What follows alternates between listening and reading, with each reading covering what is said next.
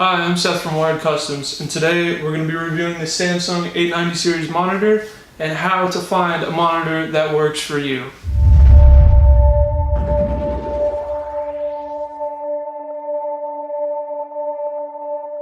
So, I had this structured prompt laid out, and for whatever reason, I just can't seem to follow that for the life of me. So I'm just going to talk about this awesome monitor that I got. I really love it, honestly, for the price and for what you get out of it. I feel like I stole it, really. It has so many great features and just does an excellent job of what I use it for day to day. I do video editing, photography, and I do gaming, which is a lot to ask for out of one monitor. There's a lot of features that come into play to making each one of those aspects successful, if you will. So it is a 3440 by 1440p monitor. So it's 1440p, it's just kind of a weird number because it's a 21:9 aspect ratio. It's a lot wider than your typical 16:9 monitors, which are pretty average. I like that because it gives me a lot of real estate to work with, like with video editing or photography. It's just nice having that extra room. It's really useful.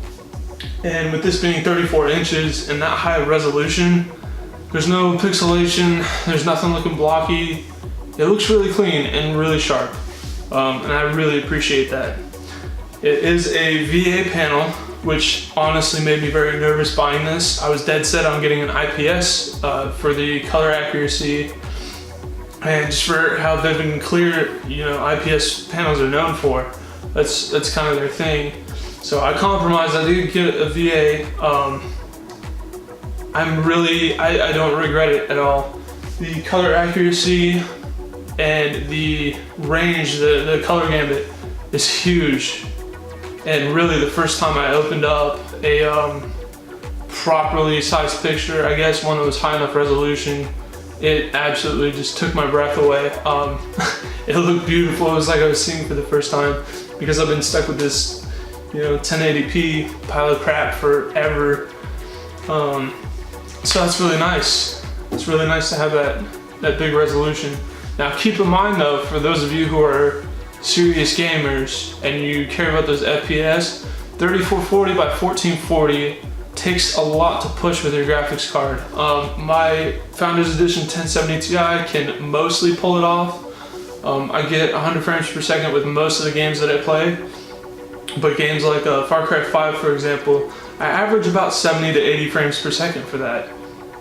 So it will put a big tax on your graphics card. So make sure that you have a high-end graphics card ready for this monster of a monitor. Speaking of gaming, this has a 4 millisecond response time, which is the time it takes each pixel to go from the color gray through the whole color spectrum back to gray. You're probably wondering, why do I care how fast the colors change? Well, if you have a slow response time, if you're playing kind of a twitchy game like a first-person shooter or something, and you move your character really quick, and you have a slow response time, you will see a lot of motion blur. If you're running past a sign or something and you have a high response time, it's going to seem blurry, it's going to seem faded. The term is actually called ghosting, and it's really, really, really bad. It honestly can make a huge impact on your gaming experience as a whole. Most people say that under 5 milliseconds isn't noticeable. This is 4, so that was really close, pushing it on that. But yeah, honestly, when I play games like Call of Duty or Fortnite, I get no color blur. Everything is super crisp. It's really a great panel to use. I love this monitor. It has really thin bezels, so it doesn't feel like I'm staring at a big TV. It's a really minimalistic design. Honestly, my only complaint is the stand that it comes with have these big legs that jut out in front of it. It's 13 pounds without the stand and 17 pounds with the stand. So it has some weight to it, but I feel like the bracing of the stand is a little bit unnecessary. Like they could have designed that differently to where it didn't take up a third of my desk. That's really inconvenient, but fortunately for me, I have the Ergotech Freedom Arm bolted to the Vason mount on the back of this. It does have a 100mm by 100mm Vason mount on the back. So if you don't like the ridiculous stand that it comes with, you can bolt it up to whatever. So it'll sit and move how you like. No Windows, I don't want to update right now. So yeah, the lighting is great, the color is great. 100 frames per second is awesome to game on, significantly better than 60, let me tell you. I thought that when I got this PC built and I was playing World of Warcraft at 60 frames per second, I thought that was the coolest thing ever. And then when I replaced my RX 580 with this 1070 Ti and got this monitor, oh my god, I felt like I was playing video games for the first time. It was an unimaginable experience. So this monitor comes in at about $650 US. You can find it on a lot of sites. It's Samsung, so you know it's good quality, reputable name brand. It's built very, very well. It's a very solid, dense, well-constructed monitor. On the back it has, I think, 2 USB ports and a headphone pass-through. Of course it has a USB Type-C because that's all the rage now. If you care about any of those, I use literally 0 of those features.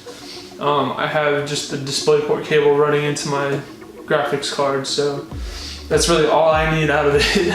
But I know for a lot of people like Linus, it's mandatory to have that USB Type-C, and it does have that, so that is good. This monitor is FreeSync capable, so if you do have a Vega card that can push this, you know, you do have that FreeSync technology that will ensure your gameplay is absolutely, completely smooth.